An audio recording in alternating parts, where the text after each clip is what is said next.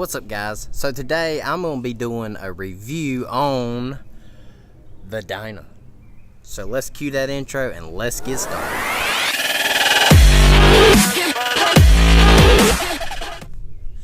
For some specs on the bike, it's a 2015 Dyna Wide Glide with a Milwaukee 103, which converts over to a 1690cc. It's a 6-speed with seat height of 26.8 inches.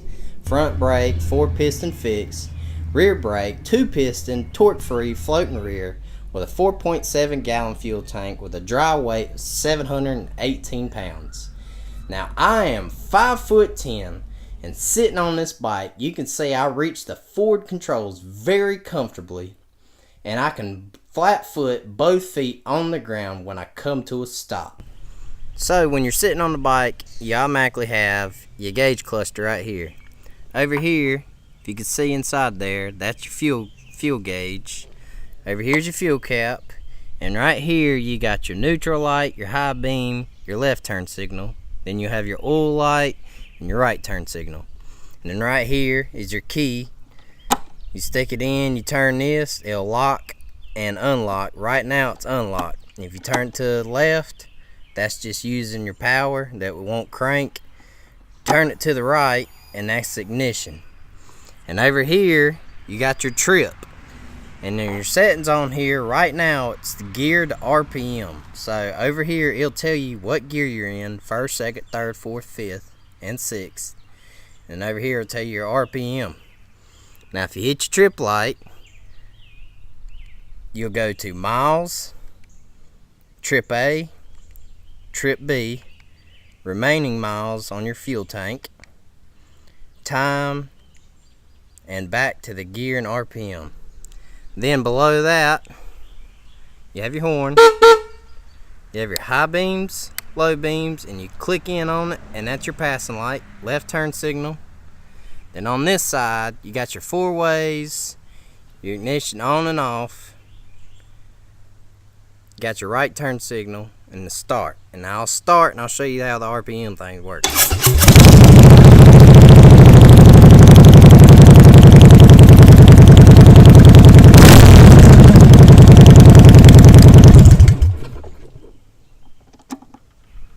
So, some of the mods that I did on the bike, I put these custom dynamics LED taillights in there with the smoked housings on them. They look fantastic and they're super bright. They're very noticeable. And coming over here, I did put an exhaust on it.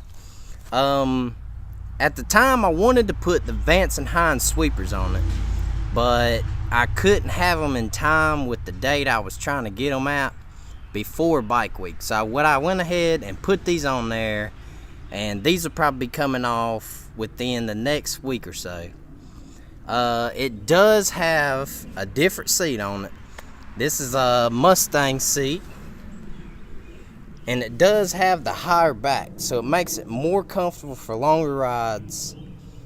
And on top of it, I did put some 3.5-inch risers on there, just so my handlebars sit up more level with my arms. My arms go straight out more than downward.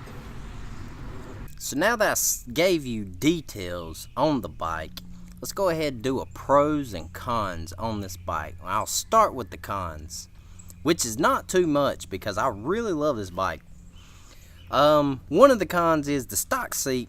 I think all Harley stock seats are pretty uncomfortable. Which is why, the seat has been replaced, and it's a day and night difference. I mean, it does make a huge difference just changing out the seat. And make sure, get the seat that's more comfortable for you. Another con is probably not having the windshield on it, which I'm probably going to go ahead and put a Memphis Shades windshield on it. I did drive it 1,200 miles. I went to Myrtle Beach Bike Week. So I rode 1,200 miles throughout this entire week on this bike. And going down the interstate, the wind will beat you to death, but that's going to happen, so that's not really a big con. Another con is right here. This air filter This is the factory filter.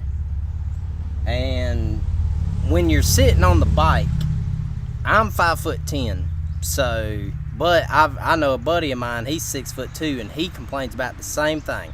When you're sitting on the bike, your knee is hitting this, so it makes you sit kind of uncomfortably on the bike. So that will be getting replaced too. That's an easy fix. But when you do that, plus having an exhaust, you need to go ahead and tune them. So I'm gonna have my boys down at Cycle Social tune it when I get the new air filter put on. Besides that, there's not many more cons that I could really think of right now.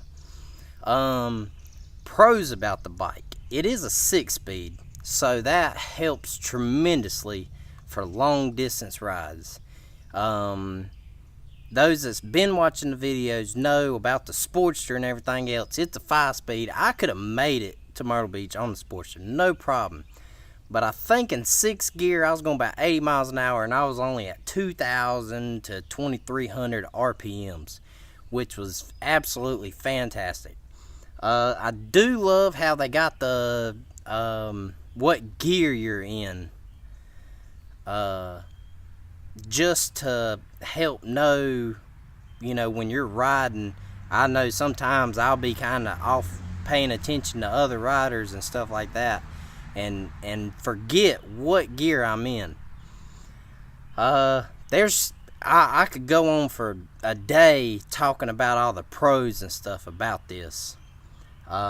It's an excellent bike, but at the same time, this is my opinion. If you want to see these bikes or ride them, the best thing I can tell you is go to your local dealer and sit on it and see if you can't test ride it and see if it's the bike for you. So, let me know what you thought about the video in the comments below, and if you have any questions, leave a comment and I'll get right back to you. And if you like the video, go ahead and hit that like button and pound the subscribe button. And for me to you, get out there and enjoy those thrills on 2 wheels. See ya.